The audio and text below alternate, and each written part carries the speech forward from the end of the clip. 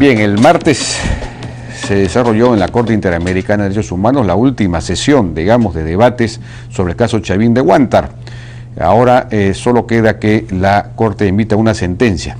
Hemos invitado a César Azabache, distinguido penalista y conocedor de este caso, para que nos explique qué pasó en esta sesión y, en fin, qué puede ocurrir con la sentencia. César, buenas noches. ¿Qué tal? ¿Cómo le va? ¿Qué tal? Noches.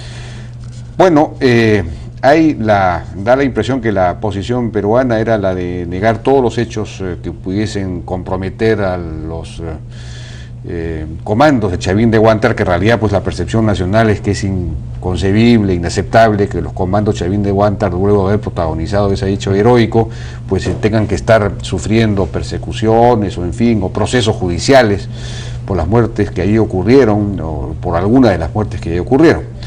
Pero ¿cuál es su apreciación? ¿Cómo usted vio la última sesión? Bueno, primero, con el mayor respeto para los abogados que intervinieron, creo que además el procurador Huerta hizo un excelente trabajo. Sin embargo, tengo la impresión que la mejor manera de evitar confusiones y prepararnos para entender el fallo que va a venir consiste en terminar de comprender que este caso tiene tres partes diferenciables. La primera se refiere a lo que acabas de mencionar. Hay una parte de la discusión propuesta por la Comisión Interamericana que pretende criticar el operativo en su conjunto. Tengo la impresión que en ese primer punto las audiencias han sido muy claras. El operativo como operativo de rescate no es criticable. No es posible encontrar un estándar que permita creer que el rescate de la residencia violó o derechos humanos o el derecho internacional humanitario o lo que se llama ahora las reglas del derecho operativo militar.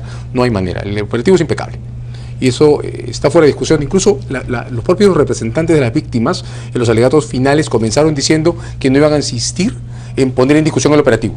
¿De acuerdo? De modo que la primera parte, que es la que más nos preocupa a todos, que en términos del derecho peruano está clara desde siempre y que tendría que haber estado clara también para la comisión, está completamente clara en el juicio. Hay, sin embargo, dos partes que son distintas. La primera, las condiciones en las que se produjo el deceso de dos terroristas, Meléndez Cueva y Peceros Pedraza, que murieron dentro de la residencia y dentro del rescate. Esa parte entró en discusión en el año finales de 2001, cuando se propagaron las declaraciones de este testigo, funcionario de la embajada japonesa, Ogura. Pero esa parte está en realidad clara en las evidencias desde que se hicieron los peritajes forenses del año 2001. Ogura dijo que creía haberlos visto o que recordaba haberlos visto de pie, rodeados de militares. Se hicieron los peritajes forenses y quedó claro que los cadáveres de ambos MRTistas tenían las mismas huellas que tenían todos los demás cadáveres de MRTistas, huellas compatibles con el deceso o con un deceso dentro del enfrentamiento, dentro de una zona de enfrentamiento militar. Y esto creo que el juicio lo ha dejado claro también y creo que debió estar claro siempre. Dentro de una zona de enfrentamiento militar, la discusión sobre si un blanco es legítimo o no pasa por si estaba empuñando el arma o el arma estaba al costado o nadie encontró el arma. Si se está dentro de un área de enfrentamiento y el otro, que en este caso un terrorista, es un objetivo militar legítimo, no hay nada que discutir. Claro. ¿De acuerdo? Eso creo que debió... ¿La Corte entenderá esas cosas? Yo creo que sí, la Corte sin duda. Y el debate ha sido muy claro en esta parte. Y digo más, esto debió estar claro también para nosotros en el año 2001. Y he dicho varias veces, lo hemos comentado varias veces, en el año 2001 jamás se debió llevar a proceso a los 11 miembros de las fuerzas regulares combinadas que rescataron la residencia.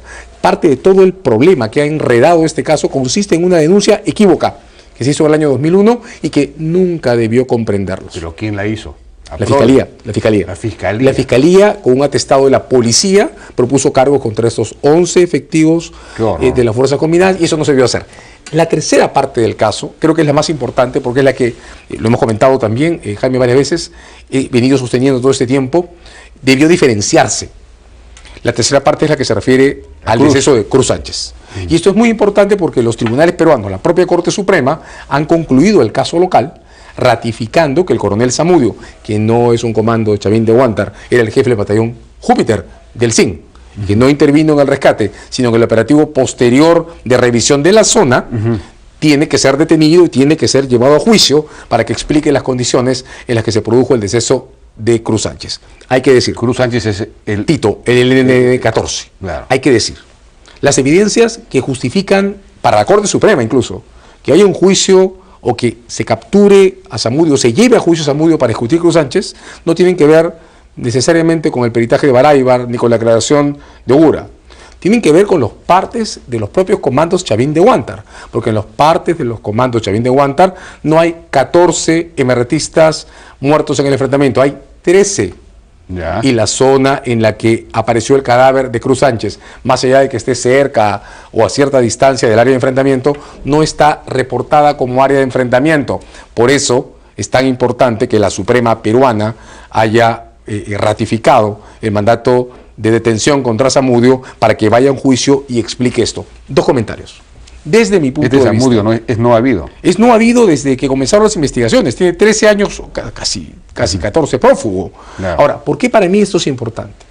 Si uno ve por internet, los debates de las audiencias son accesibles en la página web de la Corte Interamericana, va a notar que toda la confusión del caso comienza de nuevo, como en el 2001, desde el momento en que las dos escenas, la que produce el deceso de Peceros y Meléndez, perfectamente legítima, y la que produce el deceso de Cruz Sánchez en otras condiciones, las dos siguen mezclándose. Las mezcla la comisión. Claro, la comisión las mezcla para decir que todos son crímenes y que todo el operativo está sujeto a sospecha. Pero también la mezclan todavía, a pesar de mi admiración por Huertas, creo que ha hecho un gran trabajo, pero también las mezclan los representantes del Estado, y las mezclan en sentido inverso, las mezclan para decir que nada ha sido un crimen y que no hay nada que discutir. O sea, que no distingue el caso de Tito de los otros dos. Ni la comisión ni el Estado. Y al no hacer esa diferencia, enredan el juicio. Si uno cuenta... Entonces, ¿la Corte cómo va a resolver? Entonces, la Corte, le va a tener que tocar a la Corte hacer una diferencia que la propia representación del Estado no ha pedido, empujado ni promovido, y eso hace muy... Entonces, de repente no va a percibir. Eso hace mucho más difícil que lo perciba. Por eso creo que es un error no haber hecho esa diferencia. La Corte lo puede hacer. Ya lo hizo, incluso en Castillo Petrucci, a pesar que el Estado peruano se retiró del juicio, se retiró del sistema interamericano y todo lo demás. En Castillo Petrucci, a pesar que el Estado no hizo su trabajo, la Corte hizo diferencias y las hizo a favor del Estado. La Corte, en el caso Feria Tinta, que es un caso muy discutido recientemente, con Huerta además en otro excelente trabajo ante el tribunal, hizo diferencias que han permitido que el juicio contra Feria Tinta en el Perú subsista, y subsista por orden de la Corte. ¿De acuerdo? De modo que no es imposible que, a pesar de esto, que desde mi punto de vista es una deficiencia no haber separado las cosas, pero la Corte pueda hacer. Pero si la Corte, digamos, no separa lo que no se ha separado, digamos, desde la gente del Estado, ¿qué podría determinar la Corte? ¿Que el Perú abra juicio a todos? Nuevamente. Tengo la impresión que si la Corte, yo no quiero pensar que la Corte no pueda notar las diferencias que las audiencias revelan, aunque ninguno de los abogados presentes las reivindique en sus alegatos, con claridad. Yo he visto con atención, me he preocupado mucho en seguir las preguntas que hacen los jueces de la Corte. La Corte ha debido de citarlo a usted, pues, doctor Azabache. No me pueden citar porque no soy testigo.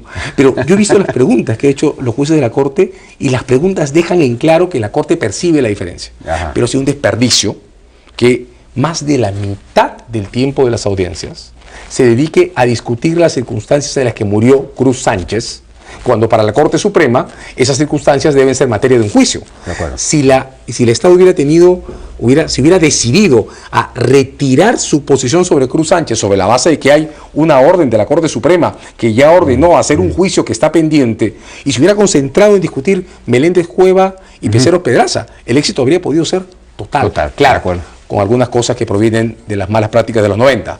Pero que a estas alturas no tienen consecuencias reales porque las malas prácticas de los 90 están resueltas. ¿A qué me refiero? El modo en que se trataban los cadáveres en este país en los 90 es deplorable, pero en el 2001 se resolvieron y los cadáveres fueron entregados a sus deudos. De acuerdo. César Azabache, muy claro. Muchas gracias por su participación en la hora N. Fue el penalista César Azabache.